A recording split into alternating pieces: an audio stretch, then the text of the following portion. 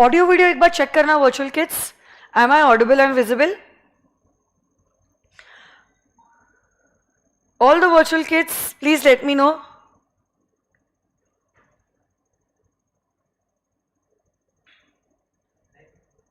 Live?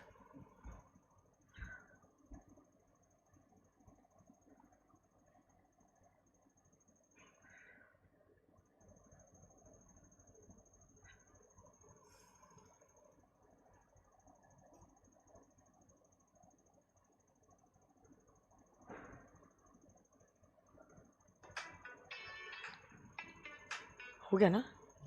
Okay, chalo. Wonderful. So I think my audio video is all clear. So today we are starting with unit number 9. Unit number 9 of the Indian Contract Act, which is relating to the special contract of agency. और आप लोग जानते हो जैसे ही हमारा revision हो जाएगा उसके बाद we will also be solving few questions relating to the contract of agency, जिसमें से हम एक सवाल का जवाब जो है उसकी राइटिंग प्रैक्टिस भी हम लोग करने वाले हैं. ठीक है? So let's begin with the last unit of the contract Act 1872. क्या बात है, चलो.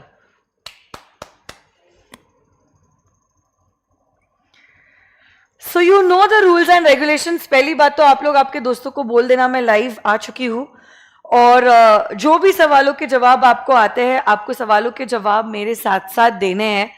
कोई सवाल का जवाब अगर आपको नहीं आया है please mark that particular concept there and there itself.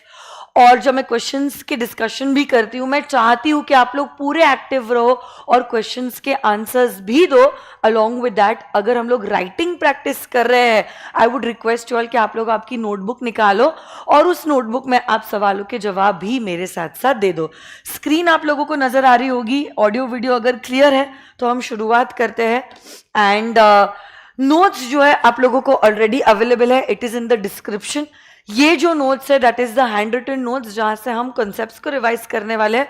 और उसके अलावा आपको और एक नोट नजर आ रहा होगा which would be the practice questions वाला नोट, जहां पे अभी तक जो भी हमने क्वेश्चंस किए हैं indemnity, guarantee, bailment, pledge, agency, इन सब के रिलेटेड जो क्वेश्चंस है along with their answers are in these second notes that are there in your description. Okay, let's start. So agency, what do you mean by agency? देखो, जब कभी भी कोई भी पर्सन ने एक दूसरे पर्सन को एम्प्लॉय किया है, क्यों एम्प्लॉय किया है? एम्प्लॉय किया है टू डू सर्टेन एक्ट्स और to represent another person in a dealing with a third person. तो ये जो बंदा है जो किसी और को एम्प्लॉय करता है उसको कहते हैं प्रिंसिपल. और जिस पर्सन को अपॉइंट किया जा रहा है उस पर्सन को कहते हैं एज द एजेंट. हर कॉन्ट्रैक्ट ऑफ एजेंसी में इसका ये मतलब होगा दो पार्टीज होती है, principal and an agent.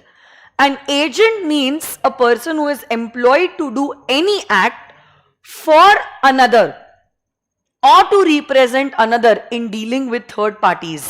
And the principal means a person for whom such act is done or who is so represented. अब सवाल ये उठता है, who can employ an agent? अगर आप सवाल अच्छे से देखते हो, who may employ an agent, इसका मतलब यही होगा कि प्रिंसिपल कौन बन सकता है. क्योंकि देखो इवेंचुअली कौन एजेंट को एम्प्लॉय करता है? प्रिंसिपल. तो इस सवाल को हम दूसरे तरीके से भी फ्रेम कर सकते हैं कि प्रिंसिपल कौन बन सकता है. अब देखो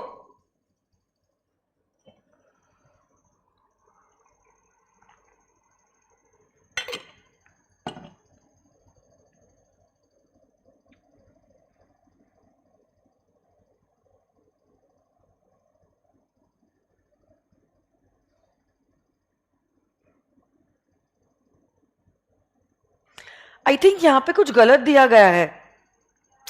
any person can become an agent, ये एकदम सही है. एजेंट कौन बन सकता है? कोई भी व्यक्ति एजेंट बन सकता है. इनफैक्ट इवन अ माइनर और अ person of unsound mind can become an agent. But now the question is Can a minor or a person of unsound mind become the principal? The answer to this question is no. So a minor or a person of unsound mind should not be appointed as a principal. यहां पे कुछ printing mistake हुई है, इसको please correct कर लेना.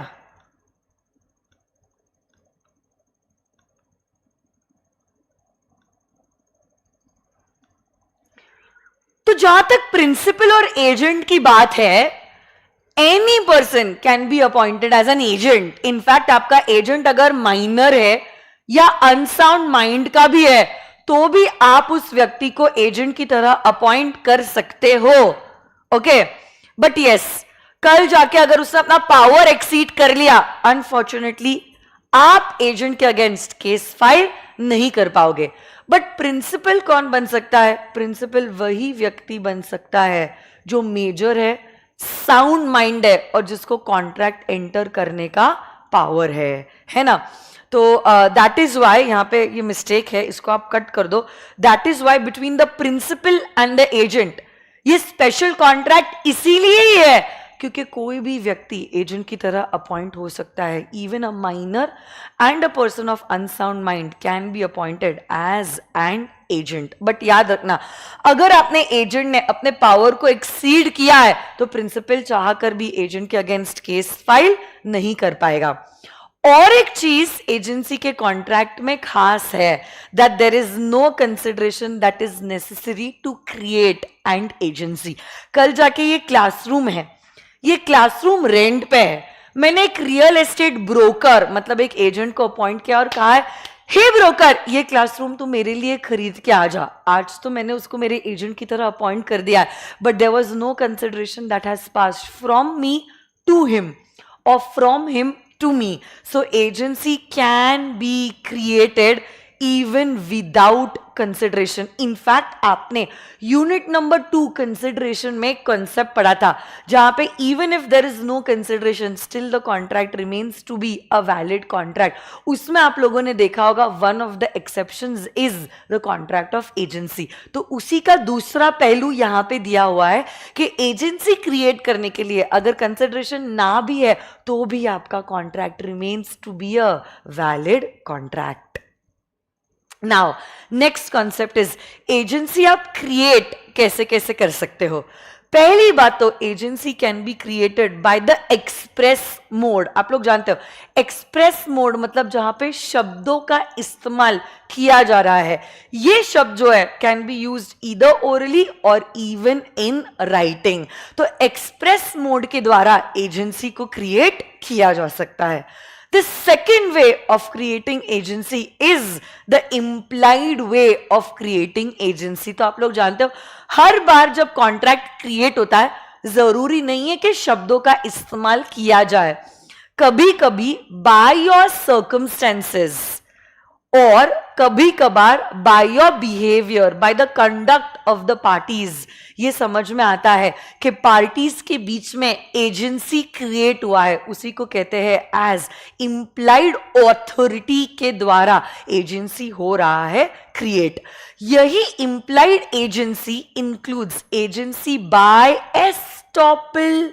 अब estoppel word से आप बहुत फेमिलियर हो गए, स्पेलिंग भी एक बार गौर से देख लेना. एस्टॉपल का स्पेलिंग है ESTOPPEL. तो अब एस्टॉपल से एजेंसी कब क्रिएट होता है? एक तो प्रिंसिपल ने खुद ने रिप्रेजेंटेशन किया है. अब ये रिप्रेजेंटेशन या तो एक्सप्रेस है या तो फिर इंप्लाइड है. और इसी रिप्रेजेंटेशन से हुआ क्या है? It has been stated that an agent has an authority to do certain acts, जबकि रियलिटी में इस बंदे को कोई ऑथोरिटी नहीं थी. और इस वजह से थर्ड पार्टी को लगा है कि सच में इन दोनों के बीच में प्रिंसिपल और एजेंट का रिश्ता है ना, क्योंकि यहां पे वो बंदा चुप था और इसी रिप्रेजेंटेशन के बेसिस पे उसने क्या किया है? एक कॉन्ट्रैक्ट एंटर किया है. तो अब आप चाह कर भी मना नहीं कर पाओगे क्योंकि इस केस में लॉ आपको एक एजेंट मानेगा. Agency by estoppel. Next point is agency by necessity. यहां पे भी कोई प्रिंसिपल, कोई एजेंट नहीं है, बट सर्कमस्टेंसेस ऐसी हो गई है कि कोई इमरजेंसी अराइज हुआ है और इस इमरजेंसी के केस में आपको कुछ एक्शंस लेना बहुत इंपॉर्टेंट है ताकि आप सामने वाले व्यक्ति को नुकसान होने से बचा दो या तो एटलीस्ट नुकसान कम कर दो. ये सारे एक्शंस जो आपने इस इमरजेंसी वाले सिचुएशन में लिए, you can make the other person bound by your acts. इसी को कहते हैं एजेंसी बाय नेसेसिटी. क्या कहते हैं इसको? Come on guys, agency by necessity. क्या आपको याद है हमने वो एग्जांपल लिया था जहां पे रेलवे से बटर का कंजाइन हो रहा था गर्मी के मौसम में, वो लाल टमाटर बड़े मजेदार. वो एग्जाम्पल मैंने लिया था जहां पे एक ही रोड था जो एक गांव से दूसरे गांव को कनेक्ट कर रहा था और वो गांव कुछ कारण के वजह से, मतलब रास्ता जो है वो कुछ कारण के वजह से ब्लॉक हो गया and the truck was stranded in that place for 2 days. जो कैरियर है, हम जानते हैं उसके पास कोई ऑथोरिटी तो नहीं है, बट वो क्या कर सकता है, उन टमाटर को बेच सकता है. और ये बेचे गए टमाटर के लिए the owner of the tamatar is going to be held liable, क्योंकि इस केस में कैरियर को माना जाएगा as an agent by necessity. Yes और नो गाइस? यस. अगला जो पॉइंट है that is agency by operation of law. तो कभी कभार कानून ऐसी सिचुएशन क्रिएट करता है. कैसी सिचुएशन क्रिएट करता है? जिसके द्वारा दो पार्टीज के बीच में प्रिंसिपल और एजेंट का रिलेशनशिप अराइज होता है. जैसे कि से फॉर एग्जांपल कंपनीज एक्ट में a director is considered as an agent of the company. Partnership act में भी आप लोग जानते हो पार्टनर्स के बीच में म्यूचुअल एजेंसी का रिलेशनशिप होता है, जहां पे for the acts one partner can bind the entire firm for his acts. इसी को कहते हैं agency by operation of law. और एक लास्ट टाइप है जिससे कि एजेंसी क्रिएट हो सकता है and that is agency by ratification. यहां पे हुआ क्या है, आपने कुछ काम किया है और वो भी ये जो काम आपने किया है विदाउट एनी ऑथोरिटी. ना आपके पास कोई एक्सप्रेस ऑथोरिटी थी, ना आपके पास कोई इंप्लाइड ऑथोरिटी थी. इनफैक्ट एक्ट करने के बाद जिसके बिहाफ पे आपने काम किया, आप उसकी परमिशन लेते हो और अगर उसने परमिशन दे दी कि ठीक है मैं अलाव करता हूं, रैटिफिकेशन का मतलब ही होता है सब्सिक्वेंट अप्रूवल. तो अब आपके किए गए काम के लिए वो बंदा लायबल होगा. बट देखो, एक वैलिड रैटिफिकेशन के लिए कुछ इंपॉर्टेंट चीजों का होना जरूरी है. पहली बात तो ये रैटिफिकेशन होना बहुत इंपॉर्टेंट है, क्योंकि जब तक रैटिफिकेशन नहीं होता है ना, आप खुद अपनी हरकतों के लिए लायबल होते हो. वो बंदा जिसके बिहाफ पे आपने काम किया वो तभी लायबल होगा जब उसने इन ट्रांजैक्शंस को रैटिफाई किया है, either expressly or in an implied manner. This ratification will only be possible अगर आपने सारे फैक्ट्स दूसरी वाली पार्टी को बताया है. अगर फैक्ट मटीरियली डिफेक्टिव है तो आपका रैटिफिकेशन भी वैलिड नहीं होगा. हाँ, और यही ratification has to be in टोटो मतलब इन टोटालिटी. थोड़ा पार्ट रैटिफाई कर दिया जो आपके फायदे का नहीं है उसको रैटिफाई नहीं किया, क्या ऐसा चलेगा? The answer to this question is no. You either ratify the transaction in totality or you not ratify the transaction in totality. Partial ratification is not possible. Then the next point says ratification cannot be done if it is causing injury to a third party. और यही ratification has to be made within a reasonable period of time. It cannot be for acts which are void or illegal, and ratification also has to be communicated to the other party. ये सारे A to G points एक साथ अगर satisfy होते हैं तो ही माना जाएगा कि आपका ratification is a valid ratification.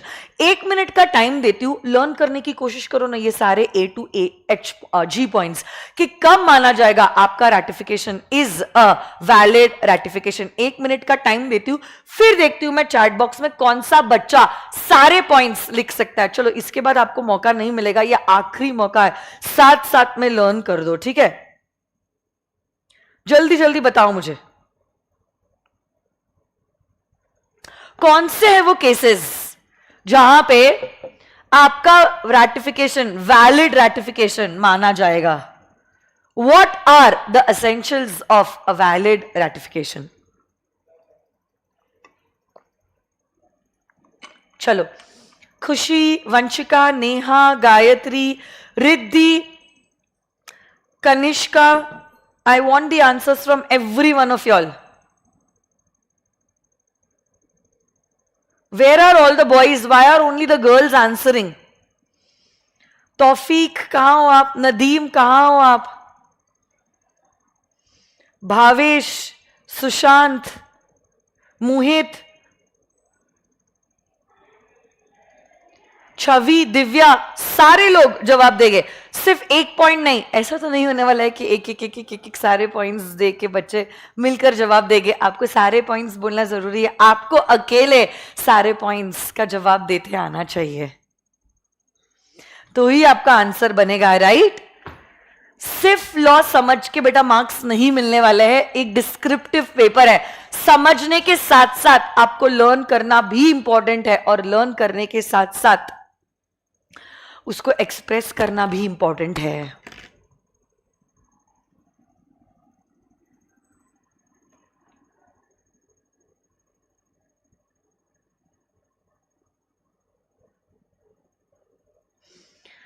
Last 20 days है, चलो give your 100% so that there are no regrets later on.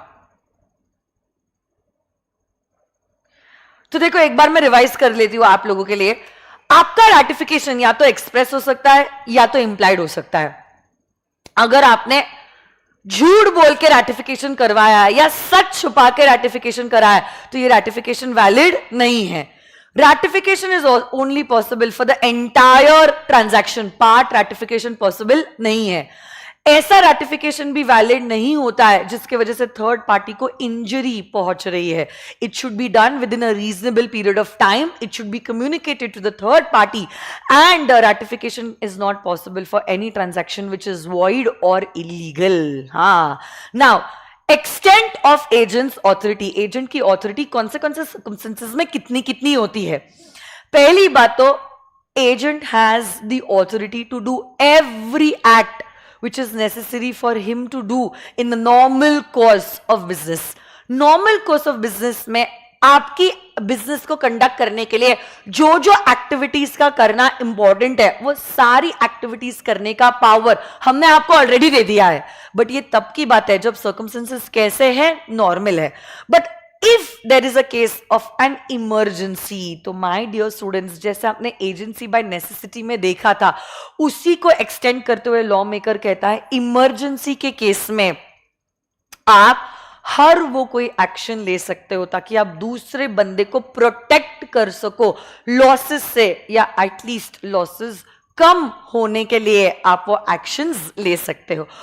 जो कोई भी बंदा करता, अगर ये दुकान उसकी होती, अगर ये बिजनेस उसका होता, अगर ये गुड्स उसके होते, तो वो क्या सारे एक्शंस लेता, वो सारे एक्शंस आप ले सकते हो even for the other person. So that's your authority as an agent in case of an emergency. Next, sub agent और सब्स्टिट्यूटेड एजेंट। अब देखो, एजेंट के एजेंट को कहते हैं एज अ सब एजेंट। अब जनरल रूल तो बोलता है अगर मैंने आपको कुछ काम करने का पावर दिया है, it is only you who can do the work, you can not further delegate it to somebody else. So basically a delegatee can not further delegate the work. But आप जानते हो ये कानून है, हर कोई जनरल रूल के होते हैं कुछ एक्सेप्शंस। तो अगर आपका ओरिजिनल कॉन्ट्रैक्ट ही अलाव करता था सब एजेंट को अपॉइंट करना, उस केस में सब एजेंट को अपॉइंट करना वैलिड है। और if it's a custom of trade to appoint a sub agent, तब भी सब एजेंट को अपॉइंट करना चलेगा। या तो कोई अनफोर्सीन इमरजेंसी आ गई है जहां पे it is very necessary to appoint and sub agent, उस केस में आप सब एजेंट को अपॉइंट कर सकते हो। अब देखो, सुनो मेरी बात, इसकी भी दो बातें हैं। एक, जब सब एजेंट प्रॉपरली अपॉइंट हुआ है, और दूसरा, जब सब एजेंट प्रॉपरली अपॉइंट नहीं हुआ है। सपोज कस्टम है, ट्रेडिशन है, कॉन्ट्रैक्ट में अलाउ किया था, कुछ अनफोर्सीन इमरजेंसी थी और नेसेसरी हो गया तो हमने सब एजेंट को अपॉइंट कर लिया, तो इस केस में सब agent is properly appointed. So if सब एजेंट इज प्रॉपरली अपॉइंटेड, याद रखना पहली बात तो सब agent, okay, will report to the agent. Agent will report to the principal. But सब एजेंट ने थर्ड पार्टीज के साथ जो भी कॉन्ट्रैक्ट एंटर किए उसके लिए प्रिंसिपल होगा liable. So see, agent will always be responsible for sub agent के एक्ट्स, बट सब एजेंट ने जो थर्ड पार्टी के साथ कॉन्ट्रैक्ट्स एंटर किए हैं, principal is going to be liable to the third party for the acts of the sub agent. Agent's responsibility for sub agent's acts, and sub agent, इधर कुछ एक ही minute,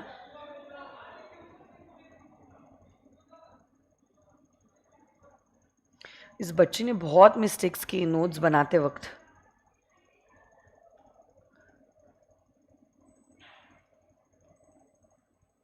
ये देखो, जब सब एजेंट प्रॉपरली अपॉइंट होता है, पहली बात तो सब agent is responsible for his acts to the agent and not to the principal. Sub agent is responsible to agent, agent is responsible to the principal, agent is responsible to the principal. But अब sub agent ने जो सारे transaction third party के साथ enter किए हैं उसके लिए कौन लायबल है? Principal will be liable. उसने सारे ना सिर्फ हेडिंग्स दे दिए, उसका कंटेंट ही नहीं दिया, जिसकी वजह से वो गलत है। तो एक्चुअली तो एग्जामिनेशन में आप ऐसा हेडिंग मत लिखना, जैसे मैंने कहा है वैसे आप लिखना, sub agent is responsible to agent, agent is responsible to principal.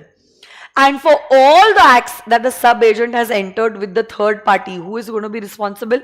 The principal will be responsible. But now, just in case, if your sub-agent is appointed without authority, अभी भी sub-agent agent को ही responsible है, agent principal को responsible है. But अब sub agent ने वो सारे ट्रांजैक्शन जो थर्ड पार्टी के साथ एंटर किए उसके लिए, my dear students, agent is going to be responsible for these acts, even to the principal and even to the third parties. Yes और no guys? Yes. So that's how you are going to state the answer. तो देखो, if the sub agent is not properly appointed, he is appointed without authority, sub agent principal को liable नहीं है. Sub agent is only answerable to the agent. Agent will be responsible for the acts of both the principal, to the principal as well as to the third parties. And yes, the principal is not going to be responsible for the acts of the sub agent. I hope that's clear everyone. अभी तक okay है क्या? हमारा 1/3 agency complete हो गया. If okay, एक बार Thums up देना तो आप लोग. Are you okay till now? जल्दी जल्दी बताना, थम्स अप देना. अमर पानी लाना. ओके, ग्रेट,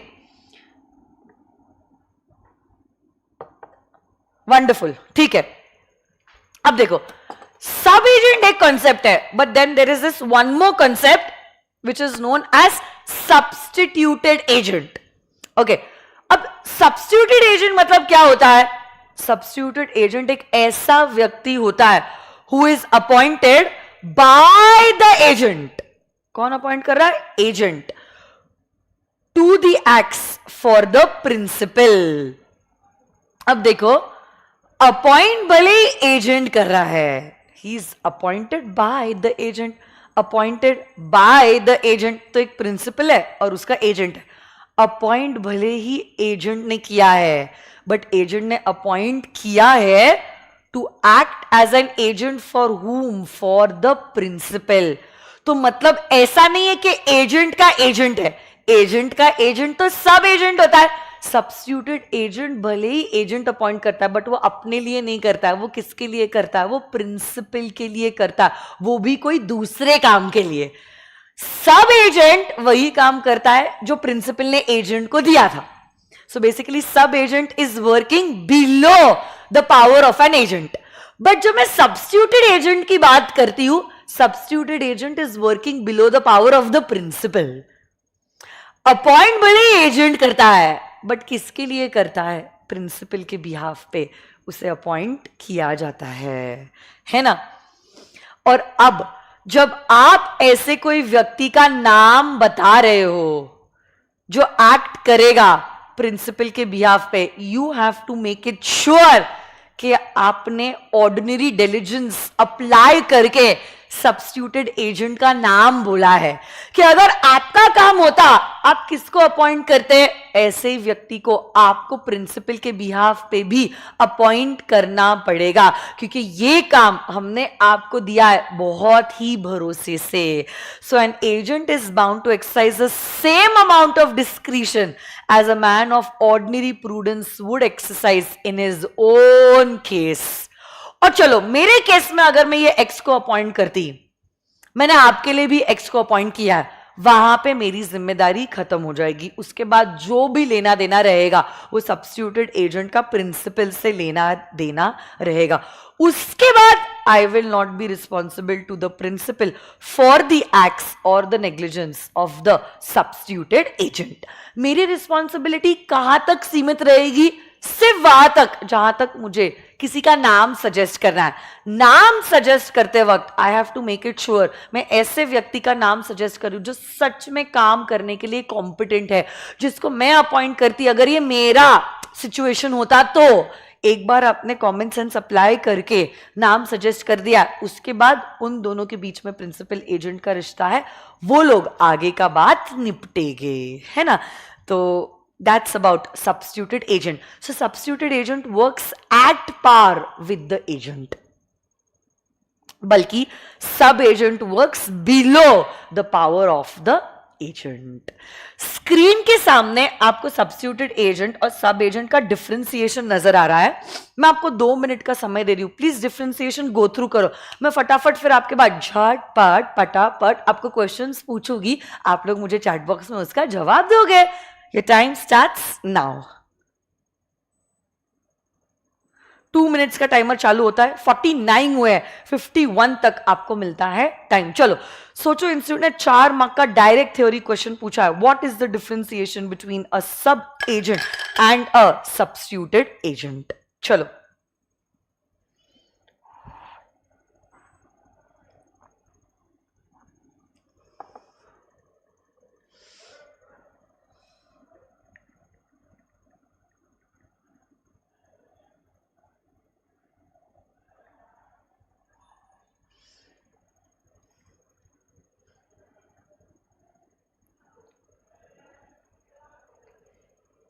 एक मिनट का समय खत्म हो चुका है.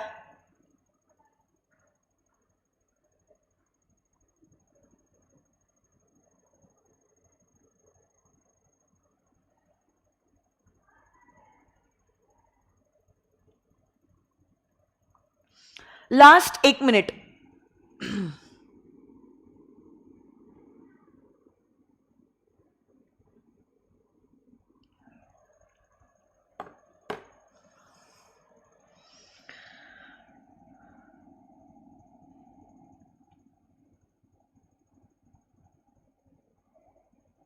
अर्जुन, इसी सेशन के एंड में हम लोग कुछ क्वेश्चंस भी डिस्कस करने वाले हैं और एक क्वेश्चन की राइटिंग प्रैक्टिस भी होने वाली है, तो आपको समझ में आ जाएगा कैसे सवालों का जवाब लिखना है. Okay Arjun? Last 20 days for your examination. आज 27 तारीख हो चुकी है.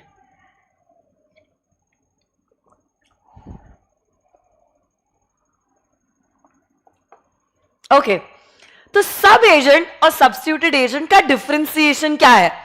पहली बात तो सब agent works under the directions of the agent, but क्या बोला मैंने? Sub agent, right, works under the power of the agent, but substituted agent works under the control and the power of the principal. यहां पे principal ने जो agent को काम दिया है वही एजेंट सब एजेंट को दे रहा है, बट सब्स्टिट्यूटेड एजेंट के केस में नहीं है. सब्स्टिट्यूटेड एजेंट के केस में एजेंट अपना काम नहीं दे रहा है, प्रिंसिपल ही इनफैक्ट सब्स्टिट्यूटेड एजेंट को काम देता है. सब एजेंट के केस में there is no privity of contract between the principal and the sub agent, but yes there is a privity of contract. Privity of contract unit number 2 consideration में आपने पढ़ा है, between the principal and the substituted agent. Class में हमने इस particular differentiation को 20 minutes दिए हैं. ये जो सेशन है is only a one short revision session my dear students. फिर sub agent is responsible only to the agent and nobody else, but substituted agent is responsible to the principal. Agent is responsible to the principal for the acts of the sub agent, but यहां पर agent is not responsible to the principal for the acts of the substituted agent. मेरी जिम्मेदारी है सिर्फ substituted agent को appoint करना, उसके बाद जो भी रहेगा will be between the principal and the substituted agent. सब एजेंट के पास कोई राइट नहीं है प्रिंसिपल के अगेंस्ट केस फाइल करने के लिए for remuneration, but substituted agent तो प्रिंसिपल का ही एजेंट है, इसलिए वो रेम्युनरेशन के लिए केस फाइल कर सकता है. सब एजेंट आपने देखा भी था कुछ देर पहले, मे और may not be properly appointed. कभी कभार ऐसा हो सकता है उसको इम्प्रॉपरली अपॉइंट किया है, बट सब्स्टिट्यूटेड एजेंट के केस में there is no concept of substituted agent is improperly appointed. Okay, and yes, agent remains liable for the acts of the sub agent, but यहां पे agent की duty तभी खत्म हो जाती है जब उसने substituted agent का नाम डिक्लेयर कर दिया है. yes or no guys? yes. आ जाइए ड्यूटीज और राइट्स ऑफ एन एजेंट के ऊपर. Let's check it out.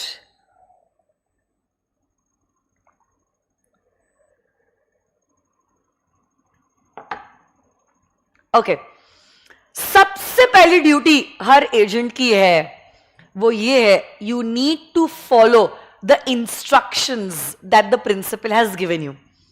तो अब आपको अपना दिमाग लगाना ही नहीं है.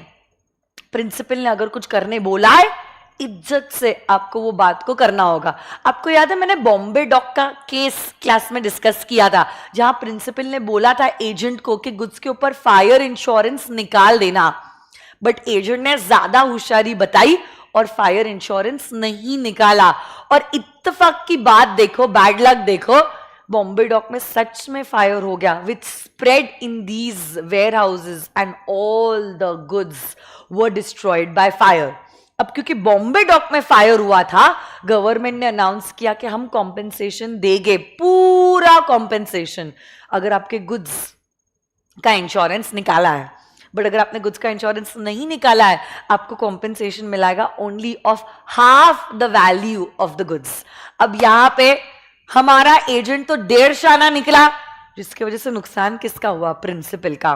तो अब प्रिंसिपल को कॉम्पेंसेशन कौन देगा? आधा तो गवर्नमेंट दे रहा है, बट बाकी का जो आधा का लॉस हुआ है ना, वो एजेंट की शानपट्टी की वजह से हुआ है. इसीलिए हम क्या करेंगे, एजेंट को बोलेंगे कि हे एजेंट, तुझे कॉम्पेंसेशन देना होगा प्रिंसिपल को, क्योंकि तूने उसके इंस्ट्रक्शंस फॉलो नहीं किए हैं.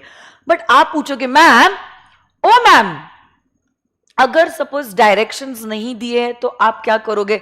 अगर कभी ऐसा हुआ कि हमारे इस प्रिंसिपल ने हमें डायरेक्शंस नहीं दिए तो फिर हम अपना दिमाग अभी भी नहीं लगाएंगे. हमें क्या करना पड़ेगा? हमें देखना पड़ेगा कि क्या कोई कस्टम प्रिवेल हो रहा है, और अगर कोई कस्टम प्रिवेल हो रहा है इन डूइंग द बिजनेस तो आपको वही कस्टम को फॉलो करना पड़ेगा.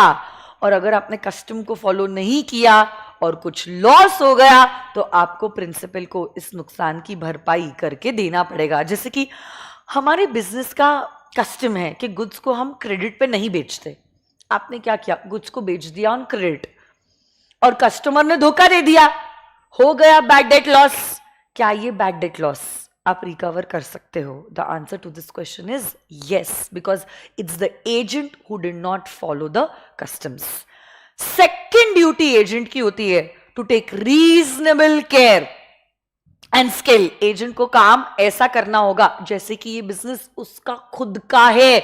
तो अगर ये अपना बिजनेस होता, वो कितना स्किल यूज करता, कितना वो रीजनेबली एक्ट करता, उसी तरह से उसको प्रिंसिपल के बिजनेस के लिए भी काम करना होगा. अगर उसने नेग्लिजेंटली बिहेव किया जिसके वजह से प्रिंसिपल को हो गया नुकसान, तो उसको ये नुकसान की भरपाई करके देनी होगी.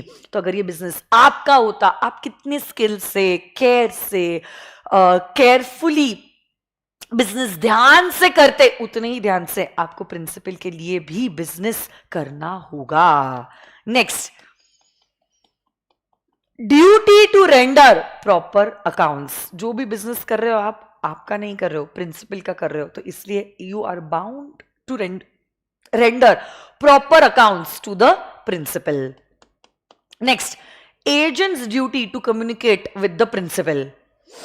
कल जाके अगर कोई कस्टम नहीं है, कोई इंस्ट्रक्शंस नहीं दिया है, आपको समझ में नहीं आ रहा है कि क्या करना है क्या नहीं करना है, अभी भी आपको अपना दिमाग इस्तेमाल नहीं करना है. You need to seek for the instructions of the principal, communicate with him and then act accordingly. तो चाहे कुछ भी क्यों ना हो जाए, प्रिंसिपल से बात करके ही आपको एक्शंस लेना होगा. एजेंट अपना दिमाग इस्तेमाल करके कोई भी ट्रांजैक्शन एंटर नहीं कर सकता. Next, duty not to deal on his own account. ये पॉइंट कहता है, very very very very very important point है. पहली बात तो ये, हाँ, ऑन योर ओन अकाउंट मतलब अपने नाम पे क्या हमारा एजेंट ट्रांजैक्शन एंटर कर सकता है? The answer to this question is no. Agent की जिम्मेदारी है that he can not deal on his own account. अगर उसको ओन अकाउंट में डील करना भी है, उसको पहली बात तो प्रिंसिपल को सारा फैक्ट्स बताना पड़ेगा और उसका कंसेंट भी लेना पड़ेगा, जिसके बाद ही आप अपने नाम पे ट्रांजैक्शन एंटर कर पाओगे. नहीं तो फिर क्या हो जाएगा? हमारे प्रिंसिपल के पास पावर है कॉन्ट्रैक्ट को रेप्यूडिएट करने का, या तो फिर अगर एजेंट को कोई बेनिफिट मिला है इस ट्रांजैक्शन से, तो ये बेनिफिट भी प्रिंसिपल एजेंट से क्लेम कर सकता है. So you can not deal on your own account. आपको याद है मैंने एग्जाम्पल बताया था क्लास में, जहां पे मुझे अपना घर बेचना था और मैंने आपको एजेंट की तरह अपॉइंट किया और मेरे घर के नीचे था गोल्ड माइन. आपको इंस्पेक्शन से समझ में आया कि मेरे घर के नीचे गोल्ड माइन है और आपने कहा मैम ये घर तो आपको वैसे भी किसी को बेचना था, क्यों ना आप ये घर हमें ही बेच लो. मतलब आपने क्या किया है? ओन अकाउंट में डील किया है. अगर आप ओन अकाउंट में डील करते हो और बाद में मुझे समझ में आता है, I can either repudiate the contract or I can claim the benefits.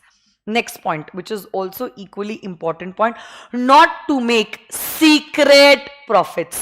तो एजेंट की जिम्मेदारी है कि चाहे कुछ भी क्यों ना हो जाए, वो सीक्रेट प्रॉफिट्स ना कमाए. देखो, हम ये नहीं बोल रहे तुम कमीशन मत कमाओ, तुम प्रॉफिट मत कमाओ, तुम तो धंधा ही कर रहे हो, तुम करो ना, काम करो और काम करने के बाद जितना तुम्हारा हक है तुम उतना पैसा डिमांड करो.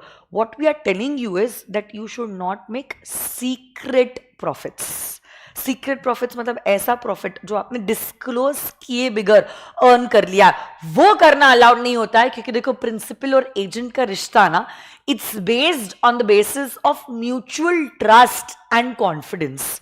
आप रिश्ते को तोड़ रहे हो अगर आप ऐसा कर रहे हो. इसलिए हमने कहा है कि आप सीक्रेट प्रॉफिट्स ना कमाना।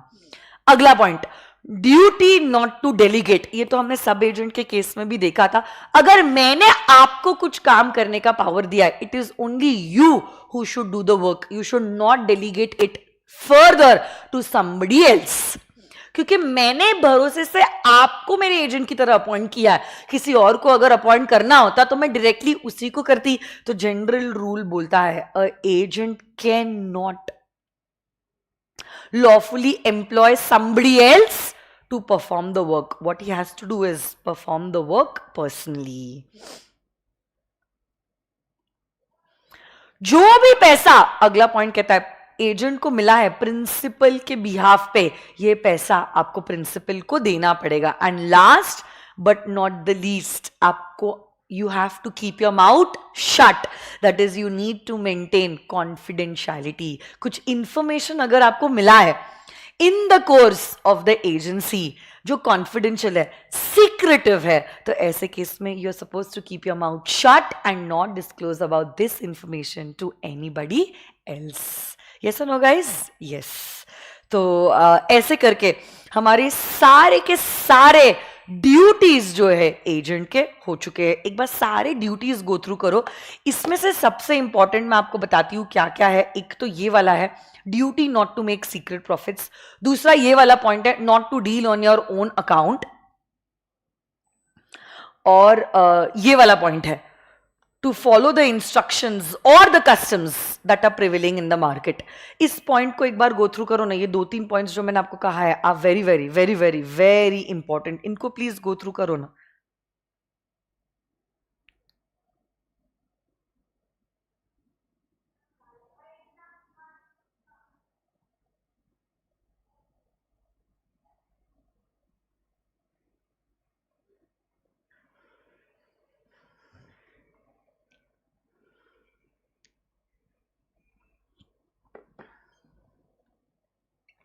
एक बार हो गया तो चैट बॉक्स में मुझे सिर्फ डन लिखो ताकि मैं आगे जा सकती हूं।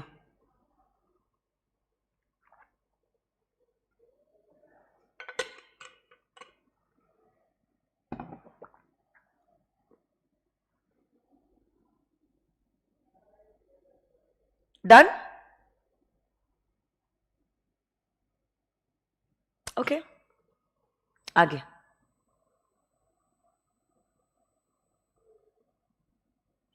हाय राघवी।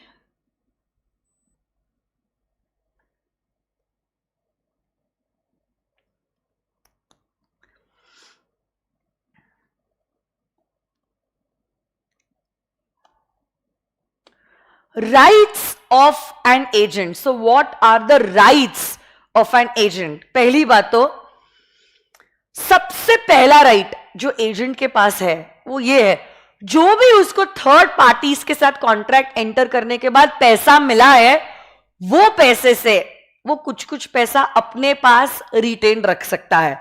कौन सी चीजों के लिए अपने पास पैसा रिटेन रख सकता है? एक तो पहली बात, अगर उसने कुछ एडवांसेस किए हैं जो प्रिंसिपल को एक्चुअली बाउंड था बट उसने दिया, तो वो एडवांस अपने पास रख सकता है।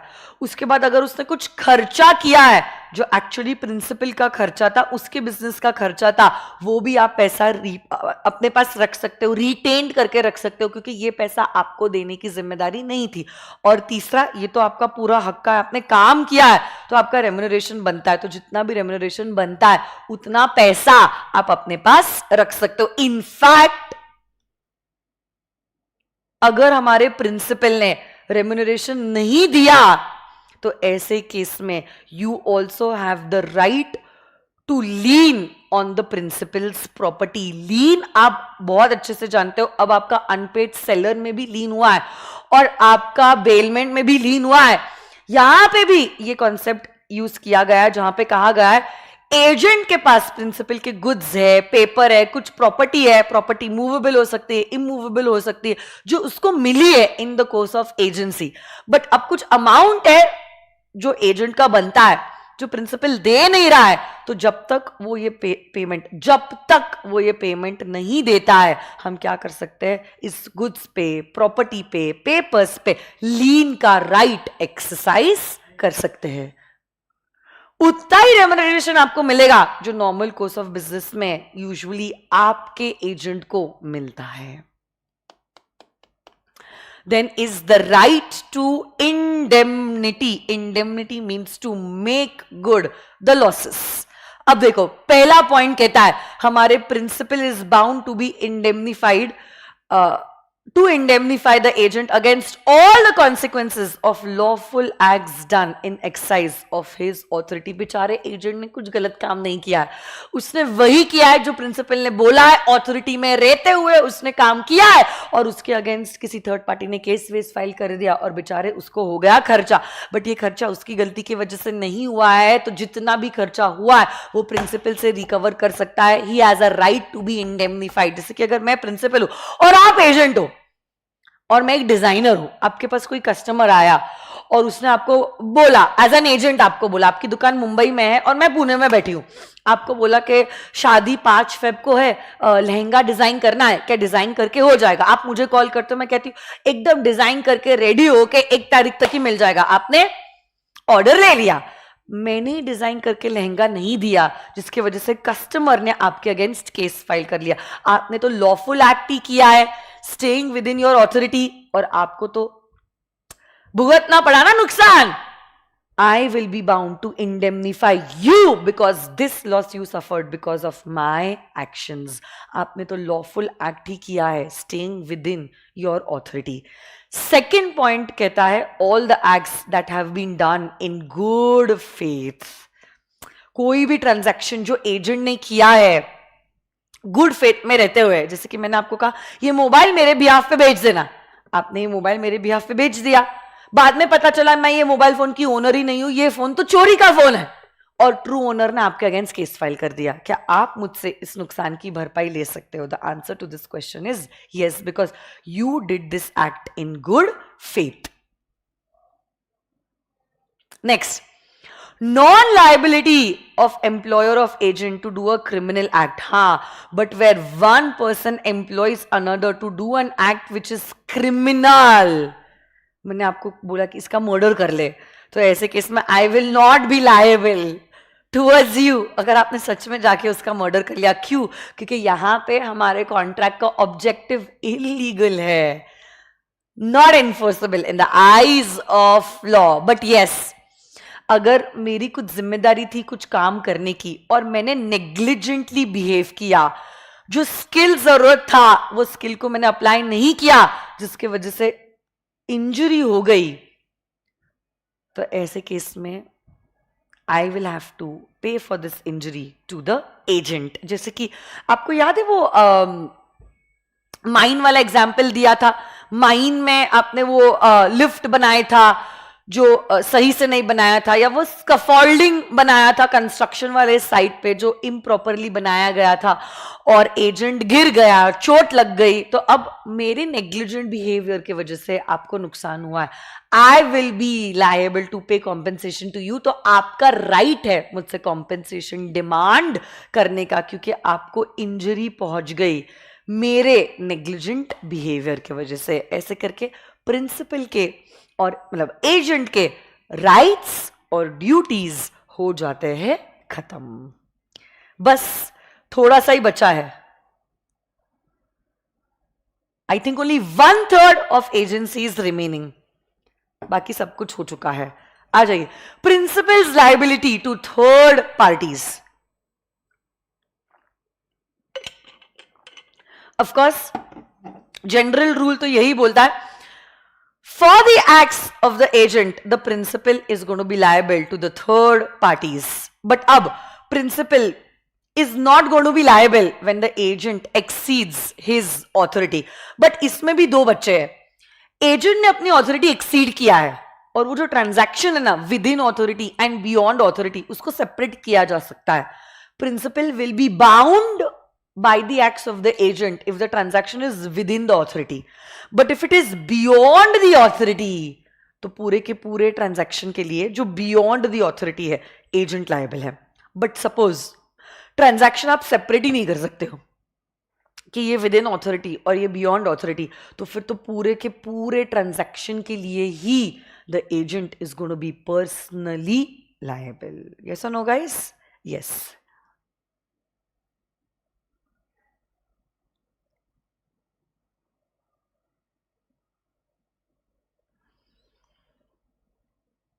अब देखो, for the acts of the agent, the principal is liable. Yes or no, guys? But now there are certain exceptions to this, जहां पे हमारा एजेंट लायबल नहीं होता है बल्कि खुद प्रिंसिपल लायबल होता है.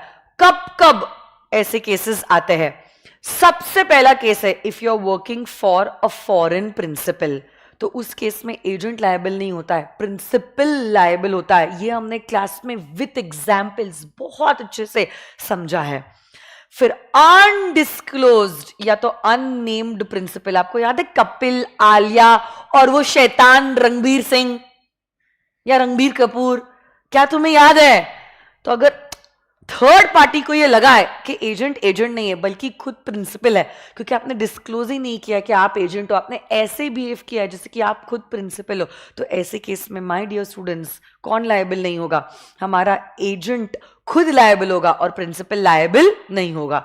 नेक्स्ट, आपने काम किया है for a person who is incompetent principal और अ नॉन एग्जिस्टिंग प्रिंसिपल. जैसे कि कल जाके मैंने कोई हरकत कर ली और मैंने कहा ये तो काम मैं अपने लिए नहीं, ये तो काम मैं महात्मा गांधी जी के बिहाफ पे कर रही थी, क्या महात्मा गांधी जी लायबल हो गए? No, because he is not existing. Thus, agent will be personally liable. Fourth point कहता है प्रिटेंडेड एजेंट. आपने ऐसा प्रिटेंड किया है जैसे कि आप खुद प्रिंसिपल हो, या तो आपने किसी और के बिहाफ पे काम किया है और प्रिंसिपल ने उस ट्रांजैक्शन को रैटिफाई नहीं किया है, सब्सिक्वेंट अप्रूवल नहीं दिया है, तो फिर आप खुद लायबल हो गए. और ये तो आपने जस्ट देखा था, एजेंट अगर अपनी ऑथोरिटी एक्सीड करता है और ट्रांजैक्शन सेपरेबल नहीं है, पूरे के पूरे ट्रांजैक्शन के लिए एजेंट पर्सनली लायबल होता है. और अगर सेपरेबल भी है with in and beyond authority, जो बियॉन्ड द ऑथोरिटी है, उसके लिए agent is personally liable. Next, right of third parties. अगर आपने प्रिंसिपल का नाम डिस्क्लोज नहीं किया है और एजेंट ने थर्ड पार्टी के साथ कॉन्ट्रैक्ट एंटर कर दिया है and third party has no ground to suspect that there is some principal, तो इस केस में the agent will be liable as if the agent is the principal himself. और फिर हम एजेंट को ही बोलेंगे कि तुझे वो सारा कॉन्ट्रैक्ट ऐसे परफॉर्म करना पड़ेगा जैसे कि तू एजेंट नहीं है बल्कि खुद कौन है? प्रिंसिपल है. और थर्ड पार्टी को अगर इस बारे में पता चल गया, वो कॉन्ट्रैक्ट को रेप्यूडिएट भी कर सकती है, और अगर केस फाइल करना है वो एजेंट या प्रिंसिपल किसी के अगेंस्ट भी केस फाइल कर सकती है.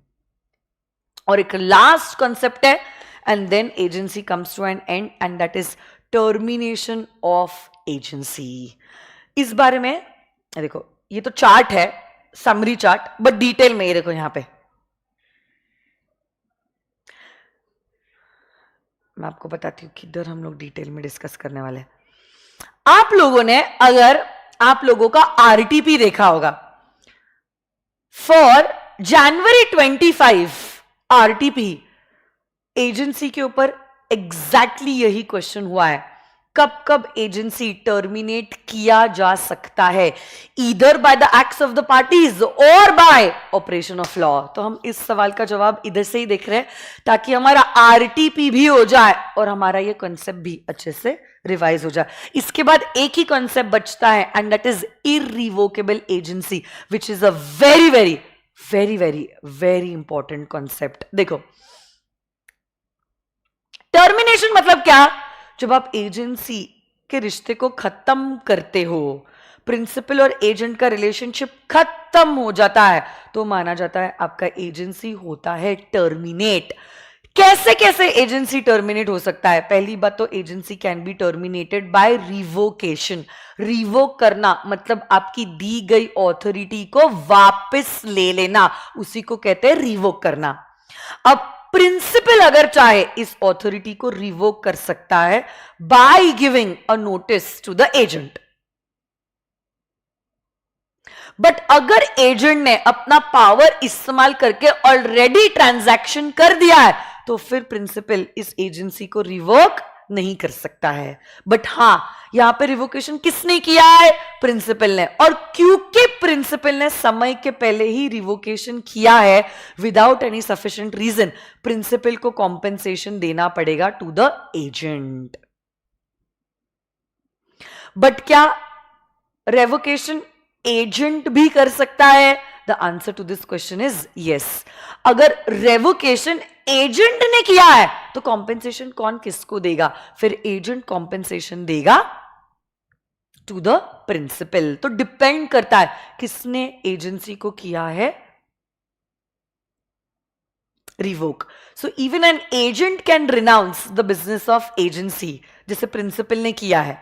तो अगर एजेंसी फिक्स पीरियड के लिए है और आपने एजेंसी को समय के पहले रिनाउंस कर दिया, वो भी विदाउट एनी सफिशिएंट कॉज, तो ऐसे केस में यहां पे एजेंट ने रिवोक किया है, he shall have to make good the losses which have been caused to the principal. तो सबसे पहला पॉइंट है agency can be revoked either by the principal or by the agent. Next 2 points तो बहुत easy है, आपका business complete हो गया है तो automatically by operation of law the agency comes to an end. Next, principal या एजेंट की डेथ हो गई या वो इंसेन हो गया, तब भी agency comes to an end. Principal अगर इंसॉल्वेंट डिक्लेयर हो गया तब भी our agency comes to an end. और अगर आपका एजेंसी कोई पर्टिकुलर टाइम पीरियड के लिए था, जैसे ही वो टाइम पीरियड हो जाता है तब भी आपका agency comes to an end, whether the work has been accomplished और नॉट। जैसे ही समय खत्म होता है agency also comes to an end. So these are the ways how an agency comes to an end. एक बहुत इंपॉर्टेंट कॉन्सेप्ट है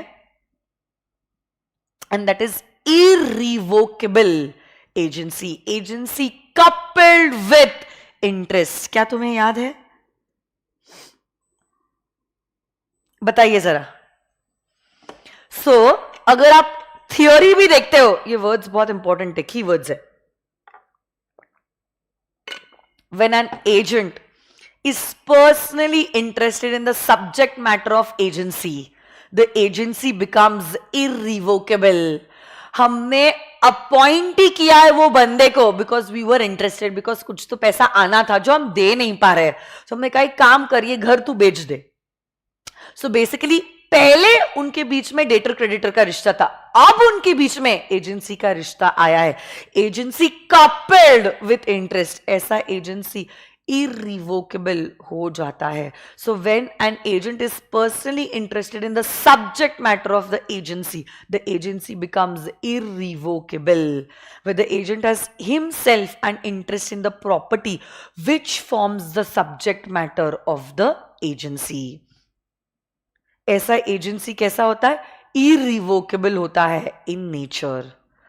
Then the agency cannot be terminated, it cannot be terminated। दो ही सेंटेंस है इस पूरे concept में, but ये दोनों भी सेंटेंसेस कीवर्ड्स है और आपको ऐसे कैसे लर्न करने पड़ेंगे। So when the agent is personally interested in the subject matter of agency, the agency becomes irrevocable, where the agent has himself an interest in the property which forms the subject matter of the agency cannot be terminated, hence it's known as an irrevocable agency। और इस agency का नाम है agency coupled with interest। ऐसे करके हमारा पूरा का पूरा कॉन्ट्रैक्ट एक्ट का रिविजन जो है it comes to an end. In fact हमारा कंपनीज एक्ट का भी रिवीजन हो चुका है और पार्टनरशिप एक्ट का भी रिवीजन हो चुका है। क्या बात है। और अगर आपको ये रिविजन्स अच्छे लग रहे हैं, please do let your friends know about the revision sessions. Knowledge बांटने से ही बढ़ता है ना। तो अब देखो इधर आ जाइए, जो मैंने नोट्स आप लोगों को प्रोवाइड किया है। क्लासेस में हमारे सारे पास्ट पेपर के क्वेश्चंस हो चुके हैं, मॉड्यूल के क्वेश्चंस भी हो चुके हैं, यहां पे हम लोग आरटीपी के क्वेश्चंस देख रहे हैं। अब जब मैंने आरटीपी के क्वेश्चंस देखे, ये आरटीपी जैन 25 का क्वेश्चन तो हमारा हो गया, बट सितंबर और जनवरी 25 में इंस्टीट्यूट ने सिर्फ सितंबर 25 में एक क्वेश्चन पूछा है, जनवरी 25 और उसके पहले मई 24 में इंस्टीट्यूट ने एजेंसी के ऊपर कोई भी सवाल नहीं पूछा है। तो 24 के कोई भी आरटीपी में एजेंसी के ऊपर सवाल नहीं है। एजेंसी के ऊपर सितंबर वाले आरटीपी में सवाल था और ये जनवरी वाले आरटीपी में सवाल है, इसलिए दो ही क्वेश्चंस आपको नजर आ रहे होंगे। और क्योंकि दो ही क्वेश्चंस है, पहला वाला तो हमने डिस्कस किया, ये दूसरे वाले क्वेश्चन का हम करने वाले हैं राइटिंग प्रैक्टिस। देखो क्वेश्चन क्या है एक बार देख लेते हैं, let's check it out. Ajay appoints Vijay to sell his electronic goods lying in his godown. तो अजय कौन है और विजय कौन है? मैं चैट बॉक्स में आप लोग जवाब दोगे, मैं वेट कर रही हूं। कौन प्रिंसिपल है और कौन एजेंट है, जरा बताना ना।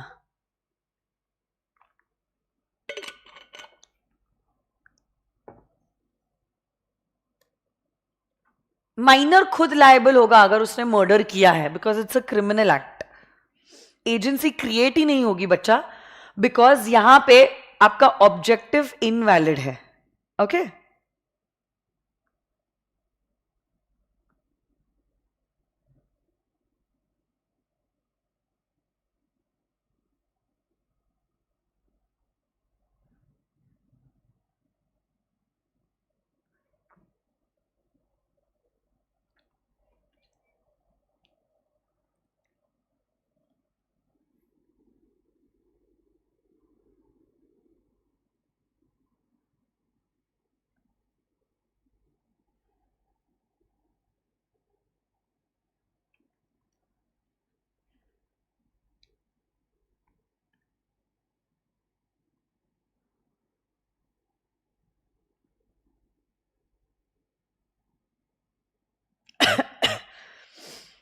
कुछ बच्चे पूछ रहे हैं मैम क्या एग्जामिनेशन रीशेड्यूल हुई है? ये जो रीशेड्यूल हुआ है बेटा, that is only for CA inter की exams, which is for paper number 5 auditing and ethics. It's not for CA foundation.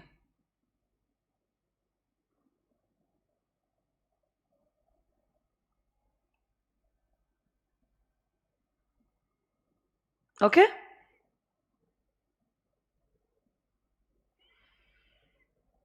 मैं वेट कर रही हूं आप लोगों के जवाब के लिए। हाँ, कौन प्रिंसिपल है और कौन एजेंट है, चैट बॉक्स में प्लीज बताना।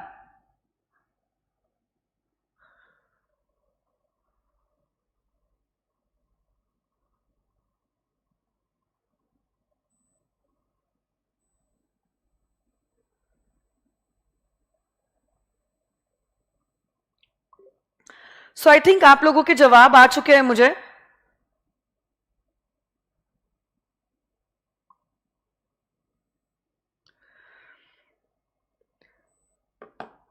Ajay is the principal and Vijay is the agent. Very good. He also agrees to give 10% commission on the sale price to Vijay. Ajay revokes Vijay's authority by sending the letter to Vijay. The letter was sent on 3rd March, which was received by Vijay on 7th March. But later भेजने के बाद और letter मिलने के पहले 5 मार्च को विजय ने कुछ गुड्स 1,20,000 के बेचे। अब क्योंकि उसने कुछ बेचे है, उसने कमीशन मांगा है, बट ये बोल रहा है कि मैंने तो एजेंसी ऑलरेडी रिवोक कर दी है। क्या इसको कमीशन देना पड़ेगा विजय को? हाँ या ना जवाब दीजिए। हाँ या ना तो जवाब दे दो, फिर आंसर कैसे लिखना है मैं अच्छे से आप लोगों को बताती हूं।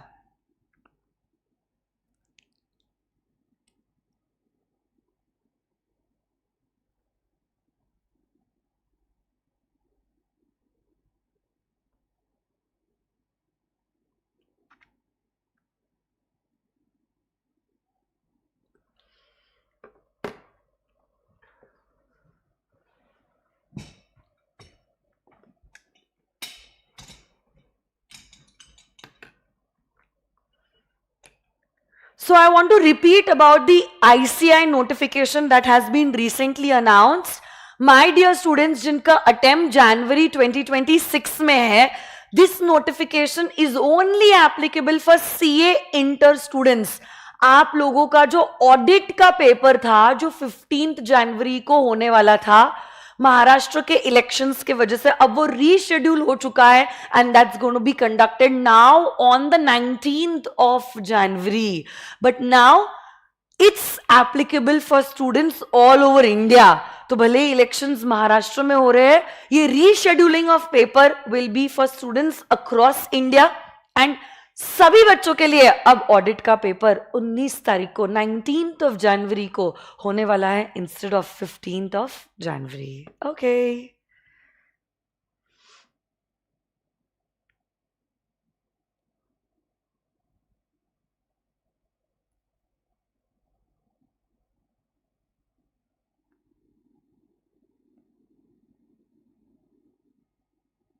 ठीक है.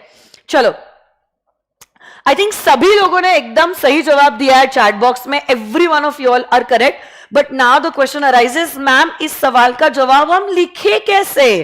तो आ जाइए आपके नोटबुक्स पे और इस सवाल का जवाब हम लिखने की करते हैं कोशिश. So I am just switching the screen. Writing practice को बिल्कुल लाइटली मत लेना. मैंने देखा बहुत सारे बच्चे have just moved out from the chat कि चलो चैप्टर रिवाइज हो गया, अब हम निकल जाते हैं.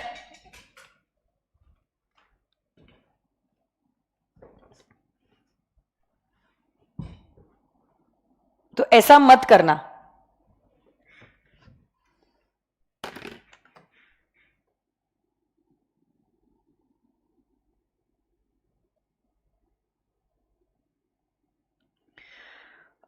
इंटर का नेक्स्ट रिवीजन जो है, जैसे मैंने ग्रुप पे भी डाला हुआ है, मैंने कल भी डाला था और मैंने आज भी डाला था, इंटर का नेक्स्ट रिवीजन जो है prospectus and allotment of securities will be conducted on Monday. तो इंटर में, this is for CA inter students, क्योंकि सीए इंटर के स्टूडेंट्स कुछ कुछ मैसेज कर रहे हैं, तो सुनो मेरी बात. Sumit, this is specially for you. Chapter number 2 revise हो चुका है, 4 रिवाइज हो चुका है, 6 रिवाइज हो चुका है, 7 रिवाइज हो चुका है, 8 रिवाइज हो चुका है, 9 रिवाइज हो चुका है, 11 रिवाइज हो चुका है. तो बचा है chapter number 3, 5 and 10. Chapter number 3 का रिवीजन जो है वो मंडे के दिन होने वाला है. Please be there on Monday, है ना. सबसे पहले मैं देखूंगी, जब तक आप नहीं आओगे तब तक मैं लेक्चर चालू नहीं करूंगी. देख लेना भी आप. सुमित एंड धाना देवी, ठीक है. आना मत, बस फिर आप देखना, खैर नहीं आप लोगों की. सो आप लोग जानते हो, अगर ये आपका आंसर पेपर है, ये आपका एक मार्जिन होगा और उसी मार्जिन के बाजू में एक स्मॉल मार्जिन आप लोग ड्रॉ कर लेना. अब ये क्वेश्चन जो है ये है आरटीपी सितंबर 25 का, और आरटीपी सितंबर 25 का ये क्वेश्चन है, क्वेश्चन नंबर आरटीपी सितंबर 25 सीए फाउंडेशन लॉ.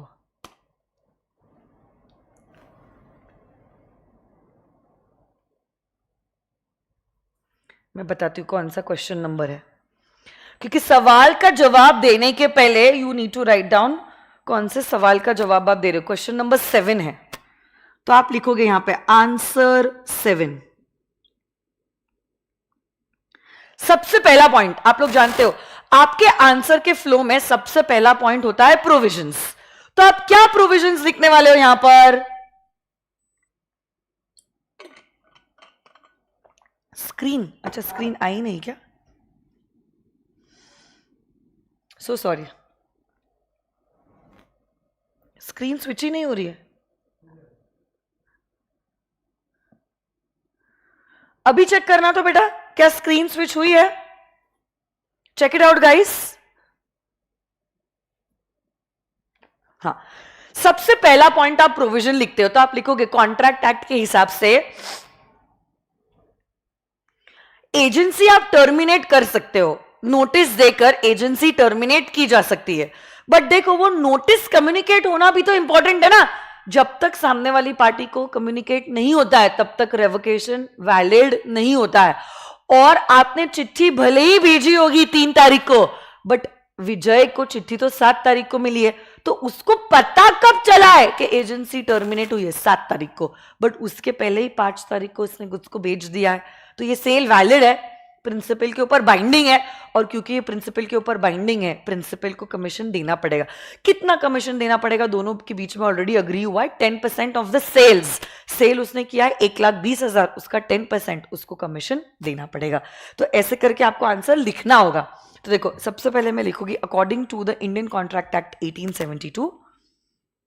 मेरे साथ साथ आप लोग भी लिखोगे according to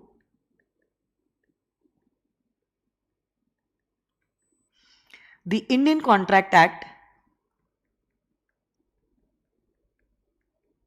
1872, termination of the authority of an agent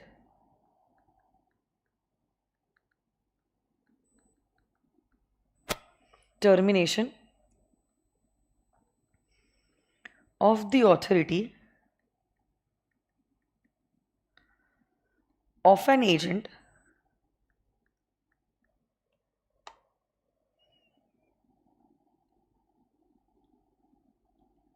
does not take effect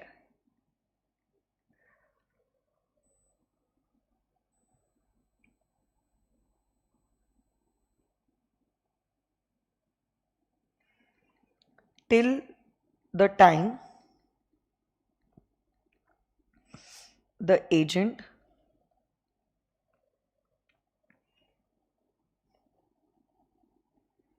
knows about it। मतलब जब तक उसको इस बारे में इंफॉर्मेशन नहीं मिलती तब तक आपका टर्मिनेशन इफेक्टिव नहीं होता है। फिर आप लिखोगे इस केस में क्या हुआ है।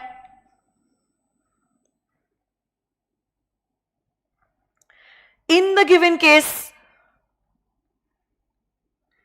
विजय has appointed Ajay to sell his electronic goods, for which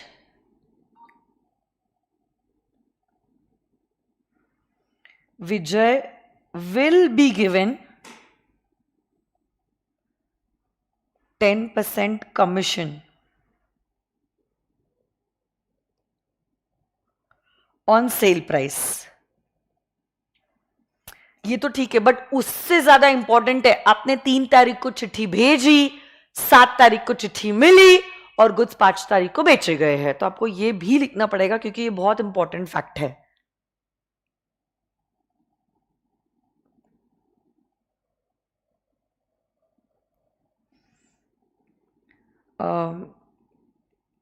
Ajay has revoked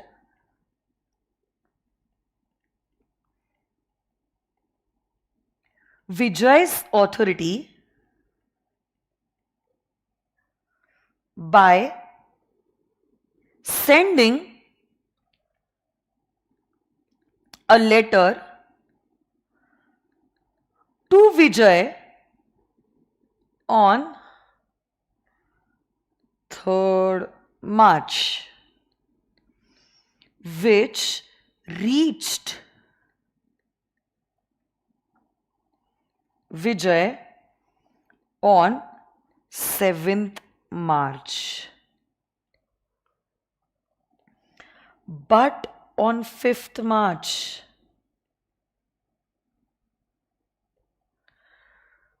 Vijay had already sold goods worth 1,20,000. फिर आप कंक्लूड करते हुए कहोगे thus the goods were sold before the notice of revocation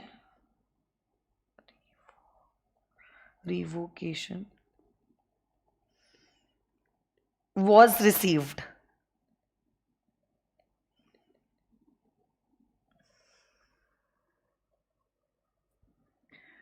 Thus Vijay will have the right to claim commission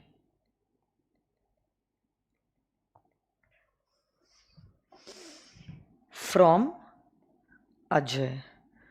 और कितना commission? 120 का I think 10%, right? तो कितना बनता है? 1 0 आप कैंसिल करोगे.